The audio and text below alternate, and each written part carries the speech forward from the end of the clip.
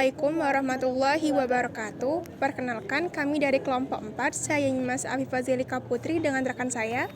Saya Tatir Mevriani. Di sini kami akan mewawancarai narasumber kami pada hari ini. Dipersilakan kepada narasumber kami untuk memperkenalkan diri terlebih dahulu. Baik, terima kasih. Saya Regina Alvinisha dari Fakultas Ilmu Sosial dan Ilmu Politik, Program Studi Administrasi Publik Angkatan 2024 yang akan menjadi narasumber pada hari ini. Menurut pendapat Regina, apa tantangan utama yang dihadapi Indonesia dalam perlindungan hak asasi manusia saat ini? Menurut saya pribadi, tantangan utama dalam perlindungan hak asasi manusia di Indonesia saat ini ada dua. Yang pertama adalah hak dalam berekspresi dan dalam pers. Lalu yang kedua adalah terhadap perlindungan perempuan dan anak. Oke, pertanyaan selanjutnya, menurut pendapat Regina, bagaimana situasi kebebasan berekspresi di Indonesia pada saat ini?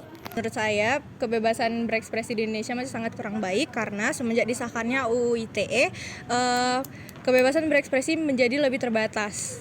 Pertanyaan terakhir, menurut pendapat Regina, apakah dalam perang atau konflik itu hak asasi manusia masih berlaku? Misalnya, konflik antara TNI dengan OPM di Papua, di mana TNI melakukan serangan kepada OPM dalam rangka menyelamatkan warga sipil. Apakah ini termasuk pelanggaran HAM?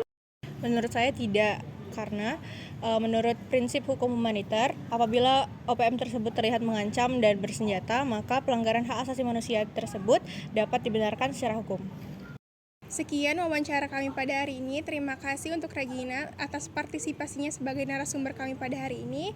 Wassalamualaikum warahmatullahi wabarakatuh. Selamat pagi semuanya, saya Gisela Firiana dengan ujung NIM 9157 dan rekan saya Pasaka Marikolide dengan ujung NIM 179. kami dari Fakultas Ekonomi Program Studi Akuntansi.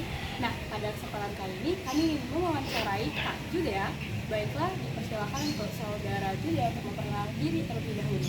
Baik, perkenalkan nama saya Judea, domisili Palembang dan usia 25 tahun. Kebetulan sekarang saya bekerja di PT Indomaret Group Makama atau di Indomaret Group. Pada kesempatan kali ini saya akan mewawancarai Kak Judea sebagai narasumber dengan pertanyaan pertama itu mengenai hak asasi manusia. Yang dimana bagaimana sih pendapat Anda mengenai pelanggaran asasi manusia yang terjadi di Indonesia dalam waktu dekat? Oke, menurut saya sendiri hak asasi manusia itu sebenarnya banyak ya. Salah satu, ya kita ambil salah satu contoh aja, apalagi yang baru-baru terjadi. Salah satu bagian dari hak asasi manusia yaitu adalah kebebasan berpendapat dan juga kebebasan beragama. Nah, yang menjadi keprihatinan saya adalah baru banget terjadi, sering bahkan ya, terjadi yang namanya diskriminasi berkaitan dengan agama tertentu, seperti itu.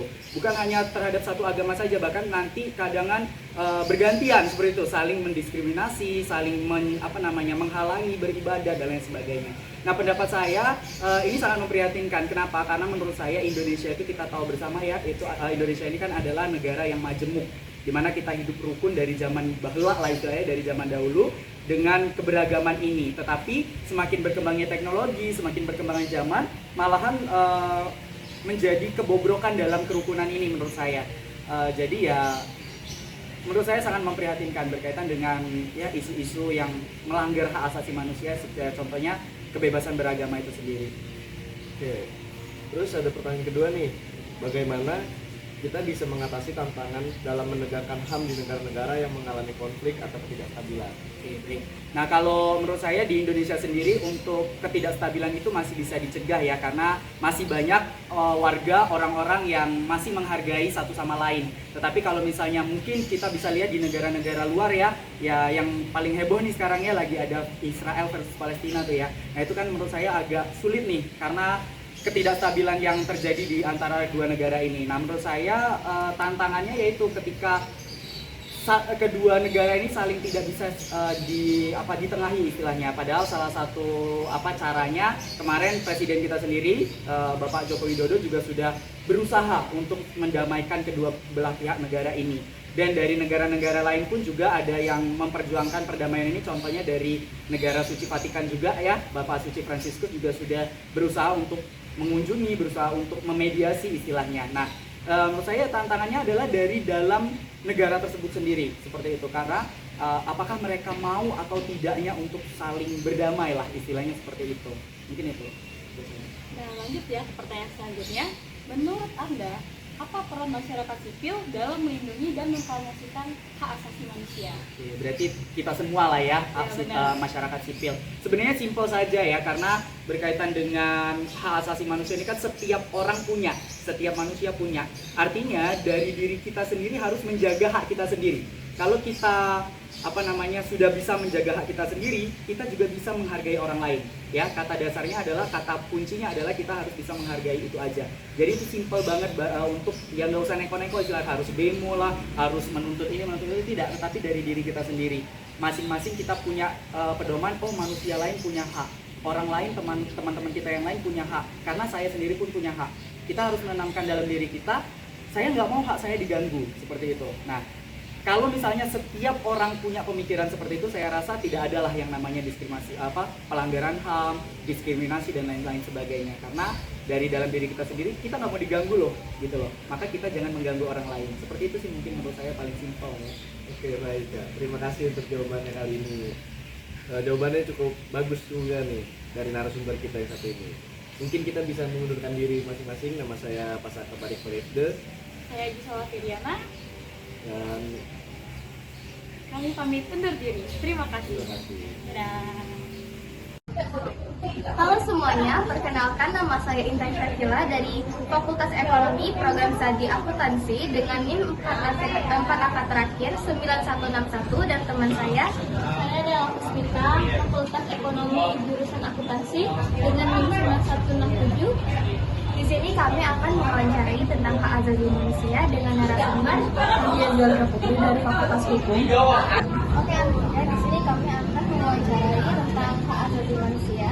Menurut Antia sendiri, di negara yang sering menerapkan pemerintahnya menekankan kebebasan, menurut Antia, strategi apa yang paling efektif untuk memperjuangkan hak asasi manusia? Menurut saya strategi yang paling efektif dengan cara membangun kesadaran internasional, strategi non kekerasan, penggunaan hukum internasional dan juga pendidikan HAM.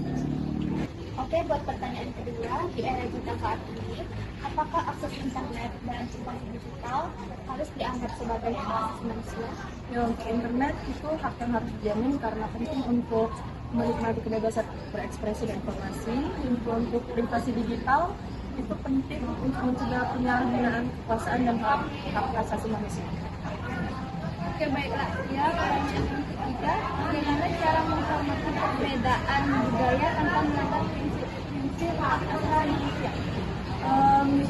Dengan cara memahami budaya orang lain, menghargai perbedaan dan juga tetap berprinsip pada